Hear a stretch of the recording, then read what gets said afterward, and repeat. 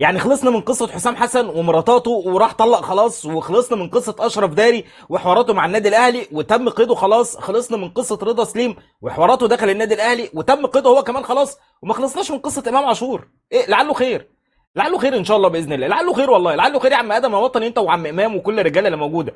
يعني وجعتوا دماغنا على مدار اسابيع فاتت، جاي عرض للنادي الاهلي بخمسه وسته وسبعه وثمانيه مليون، يعني وصلنا رقم خزعبلي النهارده 7.5 مليون دولار. النهارده موقع في الجول منزل خبر، يعني في البدايه كده السلام عليكم ورحمه الله وبركاته، اهلا وسهلا بكم احبابي واصدقائي، برحب بكم اشرف المصري، وما تنساش تصلي وتسلم على رسول الكريم على افضل الصلاه والسلام، واتمنى منك تعمل لي لايك، اكون شاكر جدا جدا ليك. يعني النهارده في الجول راح منزل خبر قال لك النادي الاهلي بينزل بطلباته من 8 مليون دولار وموافق على 7.5 مليون دولار، وكونيا سبورت هيقدم عرض لانه متمسك بامام عاشور، وهيقدم عرض ب 7.5 مليون دولار للنادي الاهلي، وشكرا والسلام عليكم ورحمه الله وبركاته. قلت حلو والله العظيم اقسم بالله خير خير، يعني جاي في الطريق الحمد لله وزي الفل.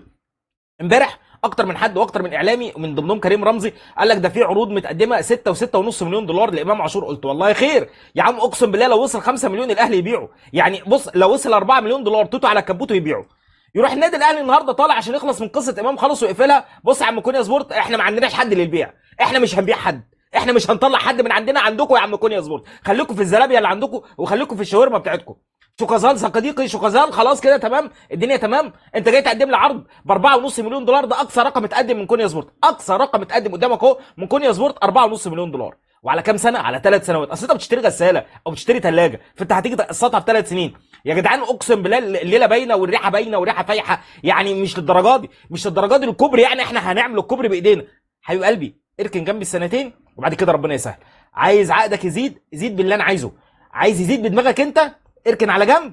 خد يا باشا المبلغ اللي زي الفل اللي انت بتاخده اركن على جنب، انت ووكيلك واللي ورا وكيلك والسمسار والدنيا اللي وراك كلها. لكن عندنا في قصه امام عاشور كل يوم في نفس الحوار ونفس القصه. يعني احنا المفروض نتكلم عن ماتش برشلونه، نقول بقى النادي الاهلي هيلعب بمين، نتكلم عن الدفاع بتاعنا، نشوف الدنيا بتاعتنا عامله ايه. لكن لا، احنا بسم الله ما شاء الله عندنا الاعلام والدنيا داخله في قصه وحوار، واحنا احنا اللي سامحين للكلام ده يحصل.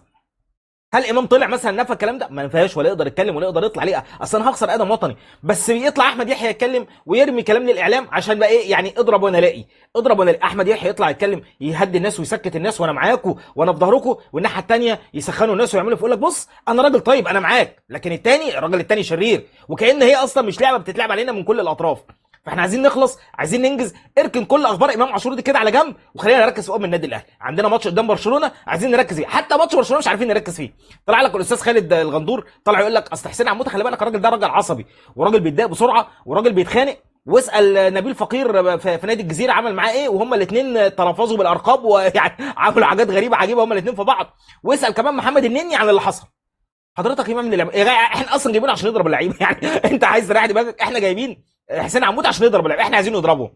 في اي مشكله يا عم؟ تروح تدور على بذره عندك الناحيه الثانيه. يعني انت عندك واحد اسمه بذره هربان من عندك وخالع وحيحان وعايز يمشي، وبعدين تيجي تتكلم عن النادي الاهلي، وبعدين يطلع ناس من الاعلام برضه يطلع يقول لك ايه، ما النادي الاهلي يسمح لامام عاشور بالاحتراف. يا جدعان طب ما تسمح لي بذره انه يحترف. طب على الاقل امام عاشور عندنا موجود عندي في التدريبات وراجل بيتدرب، يلعب ما يلعبش دي قصه مدرب. يعني القصه سهله وبسيطه اهو. لكن انت عندك واحد اصلا ما جاش عندك التدريبات ولا دخل عندك ولا عمل اي حاجه عندك، يعني انت عايز ايه مثلا؟ خليه هو بقى يحترف.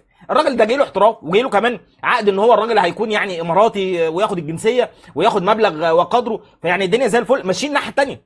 ولا انت مش شايف ان حاجه خلاص؟ انت عندك عين عمياء وعندك العين الثانيه بس على النادي الاهلي، ما عنديش اي حاجه ثانيه خالص غير النادي الاهلي.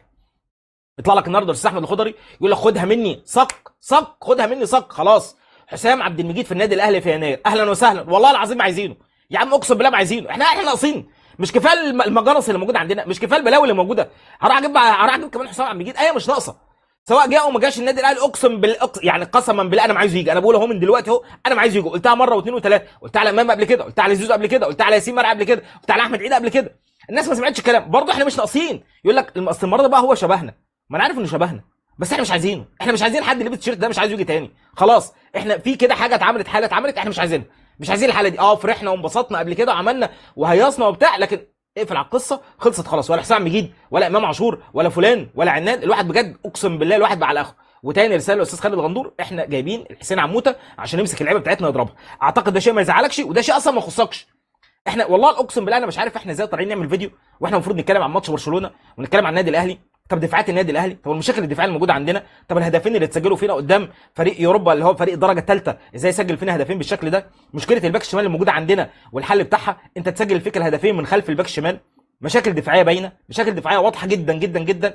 يعني اتصاب يوسف بالعمري، لسه ما ضمناش اللاعب بتاعنا الجديد توفيق محمد للقائمه لانه لسه ما دخلش او ما سافرش الى اسبانيا، فانت مضطر تلعب اما بكريم فؤاد، اما باحمد نبيل كوكا، واما بكريم الدبيس. يعني انت عندك حد من الثلاث. هو الراجل مقتنع شويه بكريم فؤاد، وهل كريم فؤاد اصلا بيكمل؟ طب كريم فؤاد اصلا يعني ربنا يا رب يسترها معاه ويكملها له، الراجل اصلا بيتصاب 52، يعني اثنين وخميس 50 ده اثنين وخميس. فيعني القصه ان شاء الله باذن الله يعني ايه، احنا عايزين نسلكها. لا احنا ما بنتكلمش في النادي الاهلي خالص، احنا ما بنتكلمش في قصص وحوارات تخص الفرقه بتاعتنا، احنا بنتكلم عن لاعب واحد فقط لا غير داخل النادي الاهلي.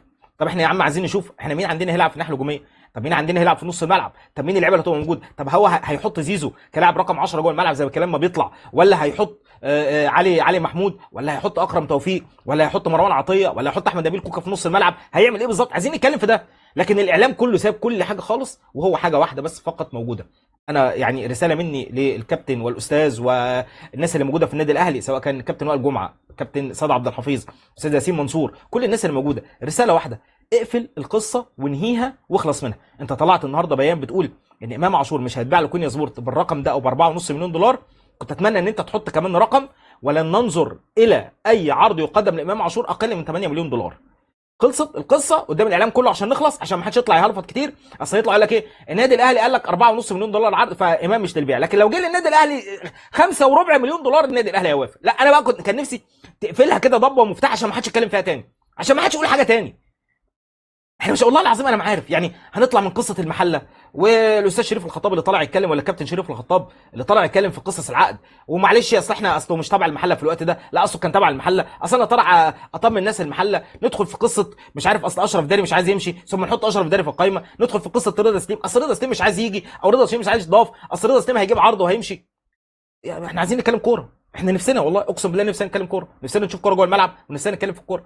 لكن عندنا في نفس الدايره ونفس اللفه اللي احنا بنلف فيها كده كتير، والجمهور فعلا زهق وجاب اخره. الجمهور زهق وجاب اخره. احنا عايزين نخلص، عايزين نشوف النادي الاهلي، عايزين نشوف كابتن حسين عمود هيعمل ايه، عايزين نشوف يا اخي ده طلعوا لك ان محمد شناوي جاي له عرض من النادي الفتح. يعني محمد شناوي ايه اللي هيجي له عرض دلوقتي من النادي الفتح؟ اساسا النادي الاهلي مش موافق لمصطفى شوبير على كومو اللي كان كومو الايطالي، ولا كومو اللي كان جاي ب 2 مليون دولار، هيروح يوافق لمحمد شناوي على الفتح؟ هتقول لي يعني انت بتقلل، انا ما بقللش، بس احنا عشان ما عندناش غير 3 حراس بس تقيدوا. ما عندكش غير محمد شناوي، مصطفى شوبير، وحمزه علاء، مفيش غيرهم. خلاص القائمه بتاعتك قفلت على كده، انت حطيت عندك 3 وخلصت. مشيت سيحه وبقى عندك 3 فقط لا غير، وما عندكش حد رابع. هروح انا بقى ماشي محمد شناوي واديه الفتح، وماشي انا بقى مصطفى شوبير اوديه كومو، ولا اوديه يوفنتوس حتى اللي جاي له، يعني اللي بيقول لك اصل هيجي له عرض من يوفنتوس، ولا اوديه لسلافيا براغ، ولا اوديه يعني ايا كان الفريق اللي هيتقدم له. هي مش ناقصه، هي مش، احنا عايزين نتكلم كوره. احنا خلاص الدوري هيبدا بعد 3 4 ايام، والبهارات عماله تزيد، والشط عماله تزيد، والدنيا عماله تزيد، وما عندناش كوره. يعني احنا نتمنى نهدى، نتمنى النادي الاهلي بقى يقفل القصه دي خالص. والله اقسم بالله ما اتمنى اشوفه بيلعب. من الاخر انا اتمنى ما اشوفوش بيلعب اصلا، ولا ينزل، ولا حتى ننول له فكره انه يلعب ماتش برشلونه، علشان خاطر الكلام اللي كان طالع اليومين اللي فاتوا. الواحد ممكن يقول كلام كتير وحاجات كتير ويضرب يعني، بس احنا خلاص احنا بنشجع النادي ده ورا النادي ده. اي حد تاني في 60,000 مليون سلامه، بلاش الكلمه التانيه. اشوفكم على خير والسلام عليكم.